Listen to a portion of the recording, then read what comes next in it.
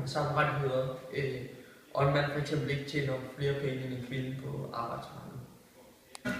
Det er, mænd og kvinder bliver behandlet på samme måde.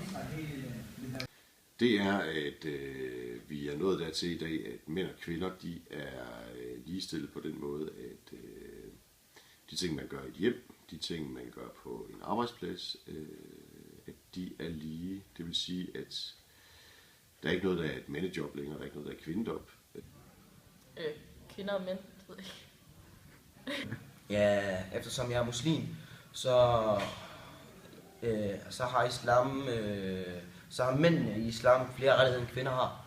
Og det er der mange, der er i tvivl om, og ikke synes er tilpassende for kvinder, for alle har jo ret til en lige rettighed.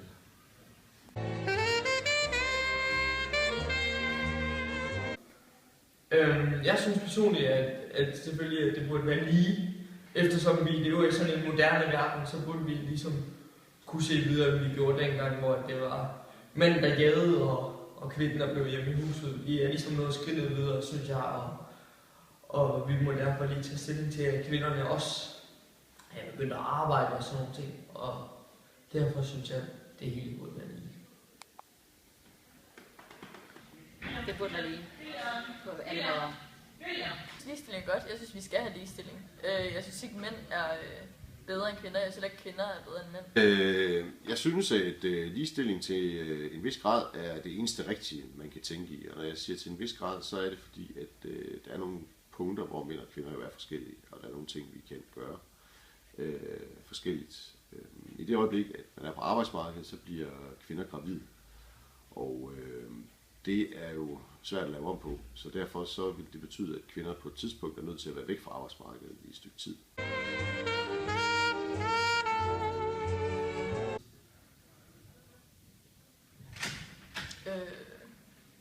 Det tror jeg egentlig ikke. Jeg synes ikke, der er nogen. Jeg synes egentlig, vi har efterhånden ret mange rettigheder. Jeg synes... Har vi ikke det? Jo, det tror jeg synes. For eksempel, hvis vi nu indblander seksuelt samvær, så skal jo pigerne acceptere det. Jeg synes jo helt klart i forhold til, at hvis folk bliver skilt, så er der nogle uligheder, hvor kvinden fra starten er lidt bedre stillet, men det samme gør sig gældende i det øjeblik, at et barn bliver født, så er manden faktisk slet ikke i spil. Og kvinder har flere rettigheder i forhold til forældremyndighed. Hvis det kommer til, at de skal finde ud af, hvem der skal have forældremyndigheden, så tror jeg, at kvinden har en lidt større fordel. Mændene, det ved jeg ikke. Klassisk sted, hvor man kan sige, at der ikke er ligestilling, det er omkring værnepligten. Fordi hvis der skal være ligestilling i Danmark, så burde pigerne sådan set også skulle indkaldes på session og enten komme ind til militæret eller ej.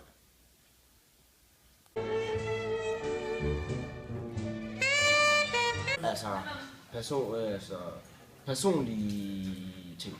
For eksempel derhjemme, så kan man jo faktisk selv bestemme om, hvem der er over og bestemme.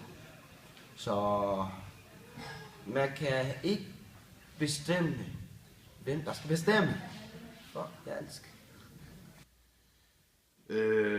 Altså man kan vende tilbage til den igen, den med militæret. Altså, jeg synes jo egentlig, at det er okay, at der er forskel på det punkt, at mænd kommer ind til hæren, og det gør piger ikke, hvis man mener, de melder sig frivilligt.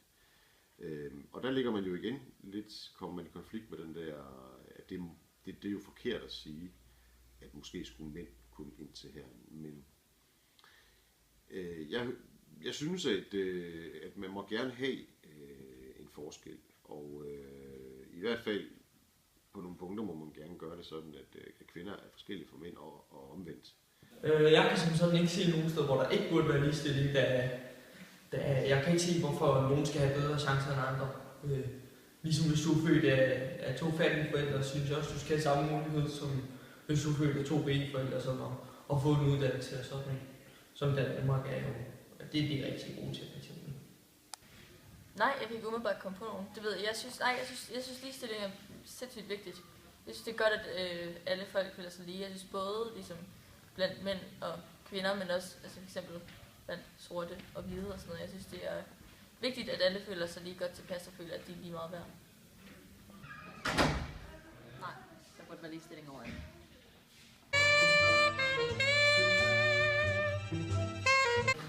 fordi mænd oprindeligt er blevet bygget til at lave alt det hårde arbejde, og de er mere stærke mennesker. Så. Det tror jeg skyldes fysiologi, og med det mener jeg, at kvinder fra naturens side jo er dem, der skal føde børnene. Og hvis vi går tilbage til stenalderen, så var det mændene, der var ude at jage, og kvinderne, der var derhjemme og passede på børnene. Nok fordi mændene, vil jeg mene, er fysisk stærkere. Ja, det ved jeg sgu ikke, fordi det ved jeg ikke, jeg tror, altså sådan helt fra starten af. Men det, altså jeg tror, mænd har vel fysikken med sig mere end kvinder har. Jeg tror, det er på grund af helt tilbage, hvor at mændene, det var dem, som gik ud og jagede og skaffede mad til familien, som er jo mad, som vi ved fra Maslow's-pyramiden, er et af de vigtigste punkter for os mennesker. Og mad og drikke og sådan, og så hus over hovedet, som han jo også skaffede ved at skaffe penge og sådan.